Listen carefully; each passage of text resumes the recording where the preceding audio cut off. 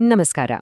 Rupert ಸ್ಪೈರಾ ಅವರ the shining of being ಪುಸ್ತಕದಲ್ಲಿರೋ ಕೆಲವು ಆಳವಾದ ವಿಚಾರಗಳನ್ನ ಇವತ್ತು ಸರಳವಾಗಿ ಅರ್ಥ ಮಾಡ್ಕೊಳ್ಳೋಣ. ಇದು ನಮ್ಮ ಅಸ್ತಿತ್ವದ ಮೂಲ ಸ್ವರೂಪವನ್ನ ಹುಡುಕೊಂಡು ಹೋಗೋ ಒಂದು ಪಯಣ. ಬನ್ನಿ ಶುರು ಮಾಡೋಣ. ಮೊದಲನೇದಾಗಿ ಒಂದು ಮೂಲಭೂತ ಪ್ರಶ್ನೆ. ನಮ್ಮೆಲ್ಲರಿಗೂ ಜೀವನದಲ್ಲಿ ಶಾಂತಿ, ಸಂತೋಷ ಬೇಕು ಅಂತ ಅನ್ಸುತ್ತೆ ಅಲ್ವಾ? ಆದ್ರೆ ಅದನ್ನ ನಾವು ನಿಜವಾಗ್ಲೂ ಎಲ್ಲಿ ಹುಡುಕ್ತೀವಿ? ಸಾಮಾನ್ಯವಾಗಿ ನಮ್ಮ ಹುಡುಕಾಟ ಹೊರಗಡೆ ಇರುತ್ತೆ. ಒಳ್ಳೆ ವಸ್ತುಗಳು, ಹೊಸ ಹೊಸ ಚಟುವಟಿಕೆಗಳು, ನಮ್ಮ ಸಂಬಂಧಗಳು ಹೀಗೆ. ಆದ್ರೆ ಸ್ಪೈರಾ ಹೇಳೋ ಪ್ರಕಾರ ನಾವು ಹುಡುಕ್ತಿರೋ ಆ ಶಾಶ್ವತವಾದ ತೃಪ್ತಿ ಇದೆಯಲ್ಲ, ಅದು ಇವುಗಳಿಂದ ಸಿಗೋಕೆ ಸಾಧ್ಯವೇ ಇಲ್ಲ. ಯಾಕೀಗೆ? ಸಂತೋಷದ ಈ ಹುಡುಕಾಟವೇ ನಮ್ಮ ಮೊದಲ ಹೆಜ್ಜೆ. ಹಾಗಾದ್ರೆ ಈ ಪುಸ್ತಕ ಈ ಸಮಸ್ಯೆಯನ್ನ ಒಂದು ಬೇರೆ ದೃಷ್ಟಿಕೋನದಿಂದ ಹೇಗೆ ನೋಡುತ್ತೆ ಅನ್ನೋದನ್ನ ಈಗ ನೋಡೋಣ. ಹೊರಗಿನ ಜಗತ್ತಿನಲ್ಲಿ ಎಷ್ಟೇ ಹುಡುಕಿದ್ರೂ ಸಮಾಧಾನ ಸಿಗದೇ ಇದ್ದಾಗ ಸಹಜವಾಗಿಯೇ ನಮ್ಮ ಗಮನ ಒಳಮುಖವಾಗಿ ತಿರುಗುತ್ತೆ. ನಮ್ಮ ಹುಡುಕಾಟ ಒಳಗಡೆ ಶುರುವಾಗುತ್ತೆ. ಈ ಒಂದು ಒಳಮುಖದ ತಿರುವಿದೆಯಲ್ಲ, ಇದೇ ಆಧ್ಯಾತ್ಮಿಕ ಮಾರ್ಗಗಳ ಆರಂಭದ ಬಿಂದು. ಸರಿ, ಒಳಮುಖವಾಗಿ ನೋಡಿದಾಗ ಶಾಂತಿಯನ್ನ ಕಂಡುಕೊಳ್ಳೋಕೆ ಹಲವಾರು ದಾರಿಗಳಿವೆ. ಸ್ಪೈರಾ ಅವರು ಜಗತ್ತಿನ ಎಲ್ಲ ಆಧ್ಯಾತ್ಮಿಕ ವಿಧಾನಗಳನ್ನ ಒಂದು ಅದ್ಭುತ ಚೌಕಟ್ಟಿನಲ್ಲಿ ವಿವರಿಸ್ತಾರೆ. ಅವರದನ್ನ 3 ಮುಖ್ಯ ವರ್ಗಗಳಾಗಿ ವಿಂಗಡಿಸ್ತಾರೆ. ಹಾಗಾದ್ರೆ ಆ 3 ಮಾರ್ಗಗಳು ಯಾವುವು? ಮೊದಲನೇದು ಪ್ರಗತಿಶೀಲ ಮಾರ್ಗ, ಅಂದ್ರೆ ಹಂತ ಹಂತವಾಗಿ ಮುಂದೆ ಸಾಗೋದು. ಎರಡನೇದು ನೇರ ಮಾರ್ಗ, ಅಂದ್ರೆ ನೇರವಾಗಿ ಮೂಲಕ್ಕೆ ಹೋಗೋದು. ಇನ್ನು ಮೂರನೇದು ಇದು ಸ್ವಲ್ಪ ನಿಗೂಢ, ಮಾರ್ಗವಿಲ್ಲದ ಮಾರ್ಗ ಅಂತ. ಅಂದ್ರೆ ಯಾವುದೇ ದಾರಿಯನ್ನ ಹಿಡಿದೆ ನಾವು ಈಗಾಗ್ಲೇ ಎಲ್ಲಿದ್ದೇವೋ ಅದೇ ಸತ್ಯ ಅಂತ ಗುರುತಿಸೋದು. ಇದರ ಅರ್ಥವನ್ನ ಇನ್ನಷ್ಟು ವಿವರವಾಗಿ ನೋಡೋಣ.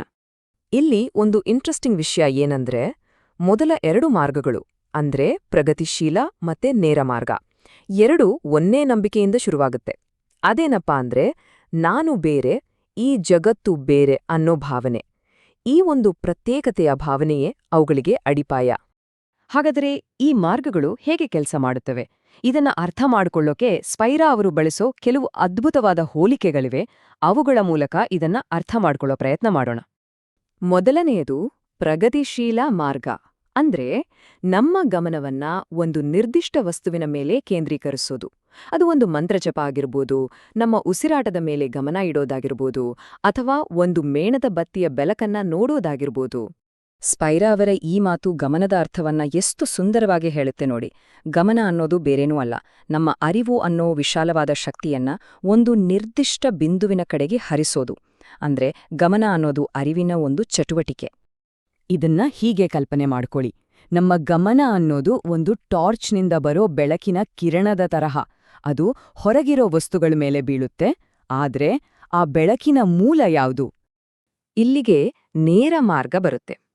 ಇದು ಪ್ರಗತಿಶೀಲ ಮಾರ್ಗಕ್ಕಿಂತ ಸಂಪೂರ್ಣ ಭಿನ್ನ. ಇದು ಹೊರಗಿನ ವಸ್ತುಗಳ ಮೇಲೆ ಗಮನ ಕೊಡೋ ಬದಲು ಈ ಗಮನ ಕೊಡ್ತಿರೋರು ಯಾರು ಅಂತ ಪ್ರಶ್ನೆ ಕೇಳುತ್ತೆ. ಅಂದ್ರೆ ಇದು ಗಮನದ ಮೂಲವನ್ನೇ ಹುಡ್ಕೊಂಡು ಹೋಗತ್ತೆ. ಇದನ್ನೇ ಆತ್ಮವಿಚಾರಣೆ ಅಂತಾನೂ ಕರೀತಾರೆ. ಇಲ್ಲಿ ಸ್ಪೈರಾ ಕೊಡೋ ಹೋಲಿಕೆ ಇದೆಯಲ್ಲ, ಅದು ಅದ್ಭುತವಾಗಿದೆ. ಅರಿವು ಸೂರ್ಯ ಇದ್ದ ಹಾಗೆ ಅಂತಾರೆ ನೋಡಿ.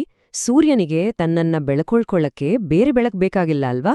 ಅದರ ಸ್ವಭಾವವೇ ಬೆಳಕು. ಹಾಗೇನೆ ಅರಿವು ಕೂಡ ಸ್ವಯಂ ಪ್ರಕಾಶಮಾನ. ಅದು ತನ್ನ ಇರುವಿಕೆಯನ್ನ ತಾನೇ ಅರಿಯುತ್ತೆ. ಸರಿ, ಹಾಗಾದ್ರೆ ಅರಿವು ಮತ್ತು ಗಮನದ ನಡುವೆ ಇರೋ ವ್ಯತ್ಯಾಸವನ್ನ ಇನ್ನೊಂದ್ಸಾರಿ ಸ್ಪಷ್ಟವಾಗಿ ನೋಡೋಣ.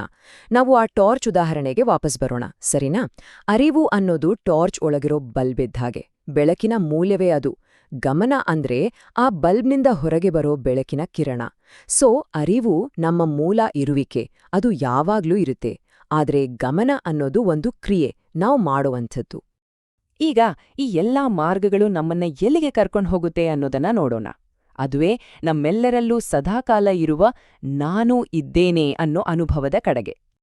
ನಮ್ಮ ದಿನನಿತ್ಯದ ಮಾತುಗಳನ್ನೇ ತಗೊಳ್ಳಿ. ನಾವು ಹೇಳ್ತೀವಿ, ನಾನು ಚಿಂತೆಯಲ್ಲಿದ್ದೇನೆ.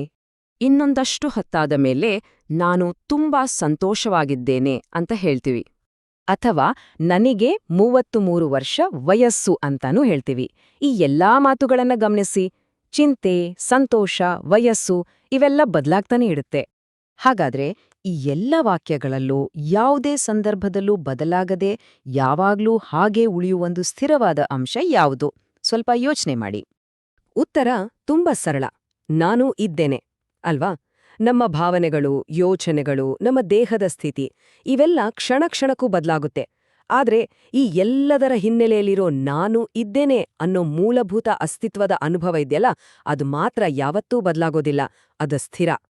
ಈ ವಿಚಾರವನ್ನ ವಿವರಿಸೋಕೆ ಸ್ಪೈರಾ ಒಂದು ಸುಂದರವಾದ ರೂಪಕವನ್ನ ಬಳಸ್ತಾರೆ. ನಮ್ಮ ಶುದ್ಧವಾದ ಇರುವಿಕೆ ಅಂದ್ರೆ ನಾನು ಇದ್ದೇನೆ ಅನ್ನೋ ಅನುಭವ ಶುದ್ಧ ನೀರಿದ್ದ ಹಾಗೆ. ನಮ್ಮ ಅನುಭವಗಳು ಅಂದ್ರೆ ಸುಖ, ದುಃಖ, ಕೋಪ ಇವೆಲ್ಲ ವೈನ್ ಇದ್ದ ಹಾಗೆ. ಇವೆರಡೂ ಸೇರಿದಾಗ ನೀರು ವೈನ್ನ ರುಚಿಯನ್ನ ಪಡ್ಕೊಳ್ಳುತ್ತೆ. ಹಾಗಾದ್ರೆ ಇದನ್ನ ಸರಳವಾಗಿ ಹೀಗೆ ಹೇಳಬಹುದು: ನಮ್ಮ ಮೂಲ ಸ್ವರೂಪ ನೀರು, ನಮ್ಮ ಅನುಭವಗಳೆಲ್ಲ ವೈನ್. ಹಾಗಾದ್ರೆ ಧ್ಯಾನ ಅಂದ್ರೇನು? ಧ್ಯಾನ ಅಂದ್ರೆ ಆ ವೈನ್ನಲ್ಲಿ ಬೆರೆತು ಹೋಗಿರೋ ಮೂಲ ನೀರಿನ ರುಚಿಯನ್ನ ಮತ್ತೆ ಕಂಡುಕೊಳ್ಳೋದು ಅಷ್ಟೇ. ಇನ್ನು ಕೊನೆಯದಾಗಿ ಒಂದು ಪ್ರಮುಖ ವಿಚಾರ: ಈ ಶುದ್ಧವಾದ ಅಸ್ತಿತ್ವ ಅನ್ನೋದು ನಾವು ಕಷ್ಟಪಟ್ಟು ಸಾಧಿಸಬೇಕಾದ ವಿಷಯ ಅಲ್ಲ. ಬದಲಿಗೆ ಅದು ಈಗಾಗಲೇ ನಮ್ಮಲ್ಲಿದೆ. ಅದನ್ನ ಗುರುತಿಸಿದ್ರೆ ಸಾಕು. ಈ ವಿಶ್ಲೇಷಣೆಯನ್ನ ಒಂದು ಆಳವಾದ ಪ್ರಶ್ನೆಯೊಂದಿಗೆ ಮುಗಿಸೋಣ.